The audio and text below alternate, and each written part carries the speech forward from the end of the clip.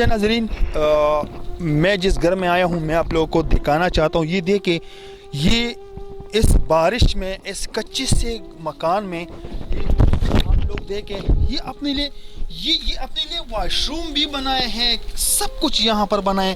بہت گندگی بھی یہاں پر پڑی ہے. میں آپ لوگوں کو دکھانا چاہتا ہوں کہ یہ ان لوگوں کا ایک واش روم ہے.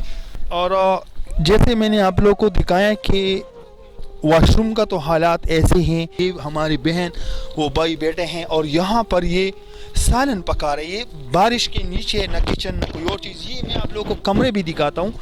بسم اللہ الرحمن الرحیم. السلام علیکم ورحمۃ اللہ وبرکاتہ. ناظرین، آپ لوگ دیکھ رہے ہیں کہ بارش بھی ہے اور یہاں پر ہماری ایک بہن، ایک بھائی اور اس کے ساتھ چھوٹا سا بچہ.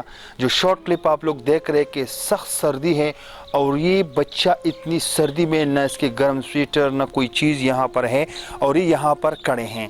پھر میں آپ لوگوں کو یہ بھی دکھانا چاہتا ہوں کہ یہاں پر یہ بہن سالن پکا رہی ہے اس بارش میں. نہ کچن ہے نہ کوئی پردے کا انتظام ہے، کچا سا مکان ہے. ایک ہی کمرہ ہے، جو دوسرا کمرہ ہے وہ بھی ٹھیک نہیں ہے، اور جس کمرے میں یہ لوگ رہتے ہیں یہ بھی ٹھیک طریقے سے نہیں ہے. اس لیے میں نے باہر ان لوگوں کو بٹھایا کہ اندر تھوڑا پانی کا مسئلہ ہے، اوپر سے پانی آ رہے ہیں. باہر میں نے ان لوگوں کو بٹھایا تاکہ کلین صاف نظر آئیں. میں آیا ہوں نوشیرہ جلوزے صالحانہ کے قریب، اور یہاں یہ جو چھوٹا سا علاقہ ہے اس کا نام ہے شاہ بڑا. یہ وہ لوگ جانتے ہیں جو چراٹ، جلوزے اور صالحانہ کے رہائشی ہیں. یہ یہاں کا نام ہے شاہ بڑا اور چھوٹا سا علاقہ ہے یہ. تو ایک بھائی ہے جو کینسر کا بیمار ہے، ایک چھوٹا سا بچہ ہے اور یہ اس کی گھر والی ہے. یہاں پر پانی کا بھی مسئلہ ہے. یہ لوگ دور سے پانی لے آتے ہیں، یہ بیمار بدن پہ یہ پانی لے آتے ہیں. اور یہاں پر یہ آپ لوگ دیکھ رہے ہیں کہ پانی کا انتظام نہیں ہے اور کچا سا گھر ہے.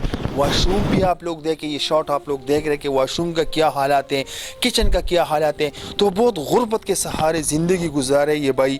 تو میری آپ لوگوں سے گزارش ہے کہ پلیز، سب سے پہلے پانی نعمت ہے. میں آپ لوگوں سے درخواست کرنا چاہتا ہوں کہ سب سے پہلے ان کے لیے ہینڈ پمپ کا انتظام کرنا ہے.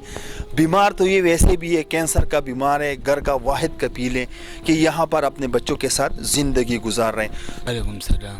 څنګه خی؟ خیر دی شکر. دا خو روایتي خبرې دي کنه، لکه که بیمار یې زه ته هم څنګه خی نو ته به چاو خیمه دره دوه چې تا ته بیماری سره زما کینسر دی. کینسر دی؟ جی جی. څونه ټایم نه؟ یاره دی تقریبا میاشت یوه نیم وشوه چې دا راته لګېدلې. اکثر چې موږ انټرویو کوو چا نه تپوس وکړو چې تا ته څه بیماري ده، نو هغه وي کینسر دی. بیا به کمنټسونو کې هم ته خلک وایي چې دې شوکت خانم ته ولې نه ځي، دې پلانکي ته ولې نه ځي، ډینګي ته ولې نه ځي. آیا ته چې ته دغې هسپتالونو ته تلې؟ تللی یم ورته، خو لکه هلته داسې څه خاص دغه نه شوی، نو بس بیا چې کوم دی نو مجبورۍ نه چې کوم دی پریویټ تللي وو. پرایویټ؟ او جی. خرچه څومره راځي؟ ډاکټران څه وایي که ستا بیماری باندې ډاکټران ټیک کېږي نه ټیک کېږي؟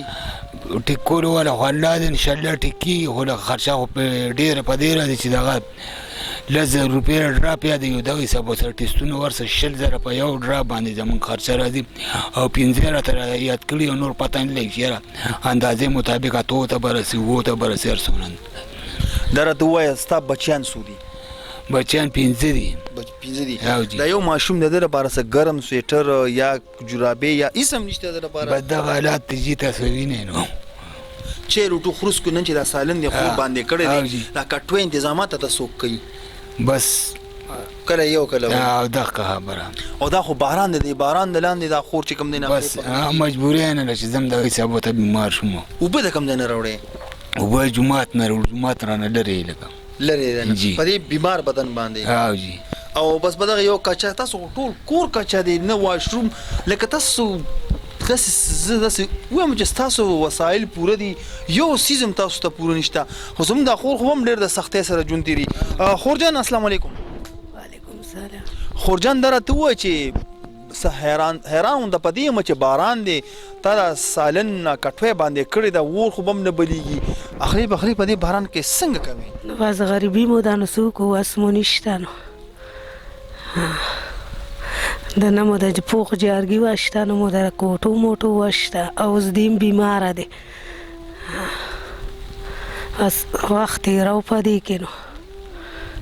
کله چې تیز باراني او دلته کې تا سره خو چې کوم ګاونډیان دي لږ فاصله کې درنه که نه، کله چې تیز باراني بیا د پخلي څه کوې؟ بیا یو بل کاره وړونه هلته پخو، د نورو په کورونو کې پخلی او نورو کره پخه او نن سهار مو بل چا کره پخه که چې کله اوبه نه وي کاکا بیمار وي په دې کې خو د اوبو راوړل هم ډېر غټ تکلیف وي تاسو ته چې اوبو انتظامات تاسو کره نه خپل څه هینډ پمپ شته او د واشروم حالات هم تاسو ته داسې خور ژوند ډېر لړزان باندې ژوند نه تېروي ولې نه تېره خو بس غریبي مو دا نو څه وکړو تاسو سره خو د خوا کې صالحانه ورته وي دلته خو ماشاءالله ډېر نامور خلک پاتې کېږي زه هم که د دغه ځای په سوونو خلک دی که یو مسلمان راپاسي هغه خپل خیرات زکات وباسي د یو مارکیټ او تاسو باندې خرچه کړي زه هم تاسو خو د واشروم د هینډ پمپ د کچن د دې خو به زه هم لاک روپۍ خرچه نه راځي بیا د ده د بیمارۍ څوک داسې صالحانه خو مالدار ترین خلک دلته چې چاته نه دلې ویلي نه دي ورته نه هلته خلک په مخ په مروت ورکوي نن سبا د اوس دا څونه وخت شو چې بیماره دی او بس دغه که مزدوري کار کوي او خپله خېټه به مو پکې دغه کوله اوس چې د کور دا مشر مزدوري هم نشي کولی خوراک کاک انتظامات د کم ځای نه کېږي چې څوک راوړي څه کوي وخت څنګه تېروئ بس یو بل را سره امداد کوي نو یو هم راوړي او بل هم راوړي خو لکه ډېر خو د چا د وسه نه کېږي که نه اوس د ده را علاج ضرور دی د دې ماشوم څه ګرم بوټان یا څه څادر یا ټوپۍ هېڅ هم نشته نه دله مونږ نه دي راوړي که نه اوس یې مونږ وې دې دغه کې به راوړو نو پلار یې ناجوړه شو او د خپل الله نه او د هغې کتونکو نه غوښتنه څه کوي تاسو ته څه وکړي شي په خپلې زموږ دې کتونکو ته ووایي تاسو لپاره څه لکه تاسو ضرورت د ټولو نه لومبي ضرورت د څه دی نو موږ ته د هر څه ضرورت دی نو اوس د ده علاج هم ضرورت دی او نه راته د اوبو دغه شته نه مو خپله بجلي شته بجلي مو خپله نشته نه نه پردی بجلي مو راوړولې ده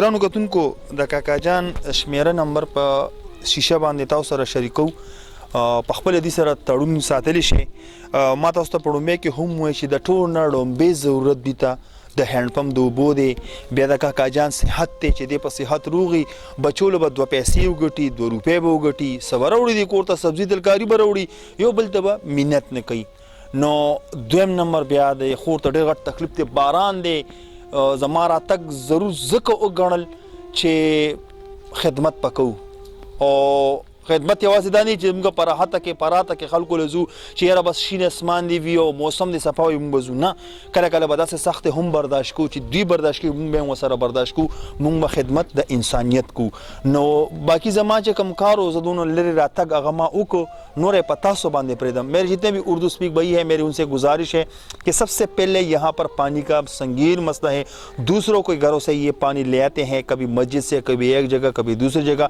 یہ جو بڑا ہے یہ کینسر کا بیمار ہے اور دوسرا آپ لوگ دیکھ رہے کہ بارش بھی ہے یہ کانا سالن وغیرہ پکا رہے وہ بھی بارش کے نیچے کوئی کچن وغیرہ کچھ بھی نہیں ہے گھر کے سارے شارٹ کلپ ہم نے آپ لوگوں کو دکھائے تو کوئی بھی اللہ والے انسان وہ میرے ساتھ آنا چاہتے ہیں ان کے لیے واش روم بنائیں ان کے لیے کچن بنائیں ان کے لیے پانی کا ہینڈ پمپ میرے خیال میں 60 سے 70 ہزار روپے کا خرچہ ان کے اوپر آتا ہے پانی کا ہینڈ پمپ تو اپنے لیے کوئی صدقہ لگانا کوئی کہتے کہ میں قبر میں ہوں اور میرے لیے ثواب ہو تو وہ یہ سب سے بڑا ثواب یہی ہے کہ یہاں پر ایک ہینڈ پمپ لگائیں سب سے پہلے یہی ہے پھر انشاءاللہ میں دیکھنا چاہتا ہوں کہ آپ لوگ جو بھی ہو وہ ضرور ان کے لیے یہاں پر کچھ نہ کچھ امداد ضرور کرے تب تک کے لیے اتنا ہی اگلے پروگرام کے لیے مجھے دیجیے اجازت اللہ حافظ